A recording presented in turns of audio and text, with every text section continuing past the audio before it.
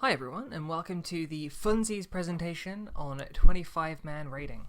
So the core element for Funsies is that when you have difficulty with time and effort over the amount of the reward you're going to get in less time and effort, that it's a more rewarding raiding experience. Basically, if you iterate difficult content, then the longer you take, the more you do, the greater the fun's going to be. So, it's all about understanding the challenge, and you can see here this is us trying to attempt the level 60 heroically elite quest when we were level 58, 59 and 60. We buffed ourselves out. It's understanding that the challenge makes the success that much sweeter. Just because things are difficult doesn't mean they're less fun. So, a brief overview of what we're trying to get out of this. Our approach is that a 25-person raiding team, trying to run the Molten Core level content at least, would be a rewarding experience for people. If we can keep a consistent player base raid to raid, and everyone going in has the same aim, which is to experience the content through more raiding hours per week. If you look forward to something, you want to make sure you get as much out of it as possible. If we do 2 nights of 4 to 5 hours and people are up for that, then you get so much more game time, and that's fun.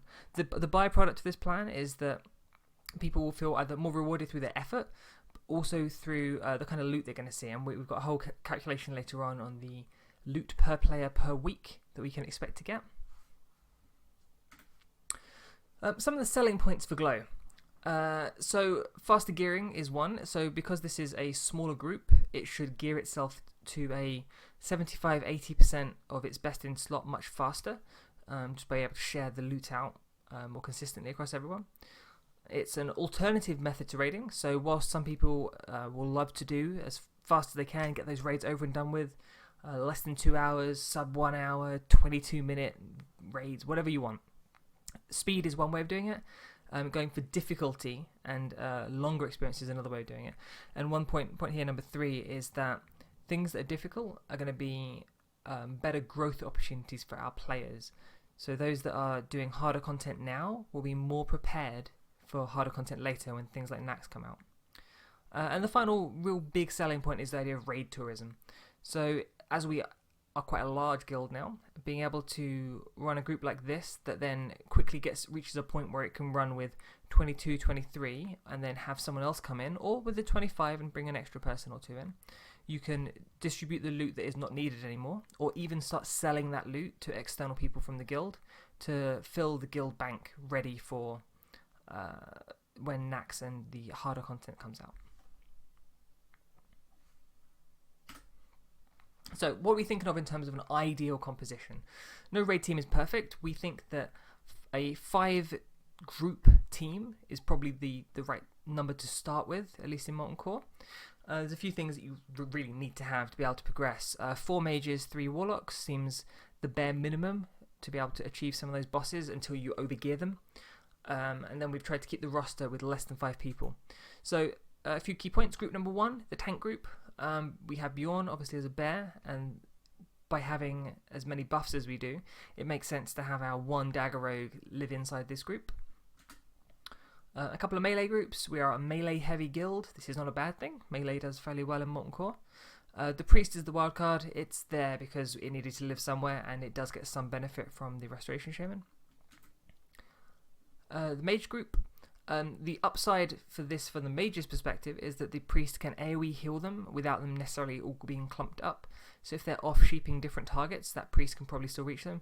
Shaman would not be able to raid heal in the same way. And this is something that should definitely be taken forward for the 40-man raids as well, not just for a 25-man variant. And then group 5. This is the brainchild of Bjorn and Q. The idea that you've got Tranquil Air Totem from the Shaman that's going to benefit your Warlocks, and you've got a Restoration Druid. So when your Druid pops Tranquility, they don't get threat because they've got Tranquil Air. They won't gain aggro. And those locks can tap down specifically to be Tranquility back up, which should be great for any locks that are in the group. And then once again, we want to try and keep it below 5 people of each class just to keep a better distribution of loot across the raid. That will enable the raid tourism to happen faster. Now, not everyone from a 25-man roster is going to log in every single time, but we would hope that the people that are interested in this form of raiding would be more likely to turn up. So what we're thinking is that a backup of 3 people is probably fine. If we need more than that, we could always dip into the wider raid roster. We were thinking of trying to find a 4th warlock that would be able to step in just as an extra DPS, and then a few hybrids, some wild cards to get in there. A hybrid DPS feral druid that could, in a pinch when geared, be able to go and do some healing, especially for the early tiers of content that would work. And a hybrid healer, so a shadow priest like Zar, who has switched to shadow.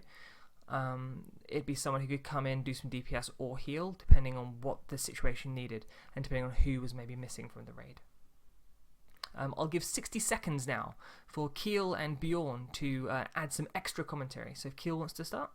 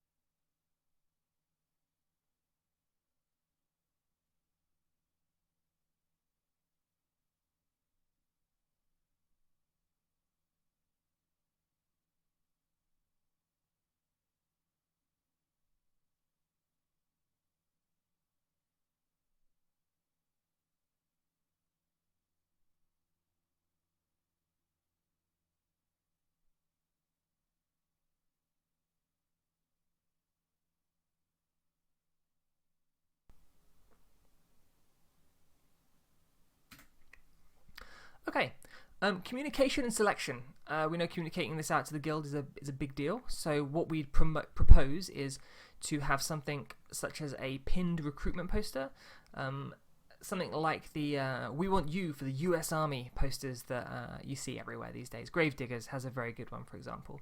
Have one of those posted on the guild Discord and promoted internally for the guild. Guild message of the day would be a nice one to start with, and just invite everyone who's interested to contact Keel, Q, Bjorn, and myself, and then we can add them to a list. We can then sit down, all of us together, and discuss who we could afford to go into this kind of group, and whether or not there is even enough people, or we might have to reach externally to recruit more people in. I would hope that we'd get enough people from within the guild, but that is something that can be discussed after the fact. I think that we lose nothing by making the communication and putting it out there. Some of the raid considerations we had. Some of the bosses are going to be hard, but it's harder because of the raid composition we're looking at, but still doable. Gara and Domo, it's all about ad control and just trying to work with the benefit of a bear tank and knowing that we're going to have a few warriors that are going to be able to off-tank successfully. We won't have a main tank warrior, but because we can spread the gear, we should have good enough off-tanks to fulfill those roles. And then Ragnaros. Ragnaros itself, Phase 1 and Phase 3 would not be a problem. Phase 2 presents the real issue. Because we're going to be going much slower and AoE DPS will be lighter, it's going to take a lot more effort to get through Phase 2. So whilst we'll enter Phase 2 with more people alive, we should maybe consider things like having a hunter kite one of the ads around just to buy us more time to regen. And again, at this point, Keel can have another 60 seconds because I'm generous to talk through any other considerations we might have on bosses that would cause a problem for us.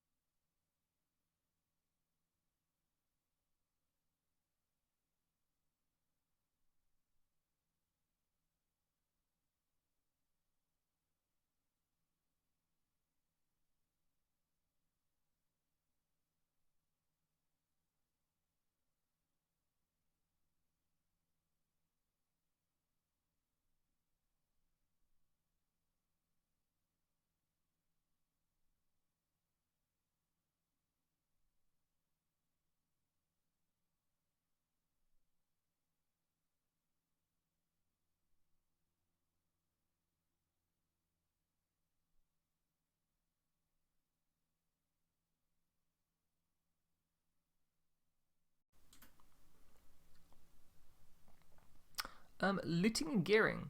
So a loot council system works very well for the 40-man raids because we are using it to gear towards a specific purpose. When you've got 25 players and it's the same players each time, you could look at a different system. So what we're proposing is something like Suicide Kings, where we'd have two lists, one that is for tier gear, one that is for every other piece of gear. The benefit is that everyone should feel rewarded for their experience, and it's a very transparent system. It's the benefit to the players. The benefit to us managing the system is it is mostly self-managed. There's a very simple spreadsheet. You put a name in, click update, and then you're done. So it takes away a lot of the micromanagement that we need to do. And we shouldn't be too concerned with people leaving the guild over being in this kind of raid group, so the loot should hopefully stay within our guild ecosystem.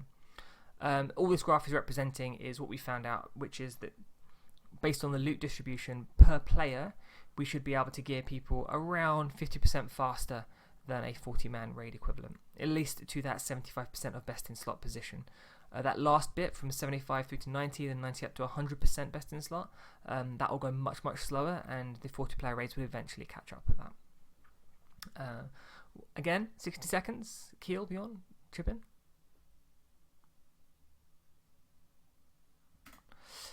And lastly, we have a timeline, because no presentation is complete without a fun little timeline. Molten Core, where we are right now, it is the easiest raid in Azeroth. It's also the only raid in Azeroth as we speak. We've had it on farm since week 5 of the expansion, which I think was the first pug raid we did in there, was successful. 25 character runs seems completely possible and a funky idea. Don't know why we wouldn't give it a go. Blackwing Lair, if we decided to try and see if you could be crazy and still do this into Blackwing Lair, then it might be possible for some bosses, but certainly some of them would be bonkers to try and complete. Zul'Gurub is really an alt-tastic loot bonanza. We can bring in all the alts. We could see, can alts complete it with 15 players, 10 players, and it's something interesting to toy around with. AQ is where this whole premise kind of starts to fall apart. 30 plus maybe would be doable, but some of those bosses, especially the later ones like Thune, are just going to be horrific. You're going to want full geared raids for those, but hopefully the 25 from here would form a really strong base for our runs. And then Nax obviously is going to be the full 40 for the full runs, but then maybe we could try with alts if they're geared enough, trying to flex for the alternative wings and seeing if we can complete those with less players. As more raid tiers come out, it becomes less of a concern having these smaller raids, because we have more opportunity to take alts through other raids, or just take our main characters through other raids. There's still benefit. So, in the words of Lord Victor Nefarious, in this world where time is your enemy, it is my greatest ally. This grand game of life that you think you play, in fact, plays you. To that I say, let the games begin. Remember, guys, Glow to Perfection. We are at our best when we can just barely scrape through an encounter. Thank you very much. The guys will now field questions, I'm sure.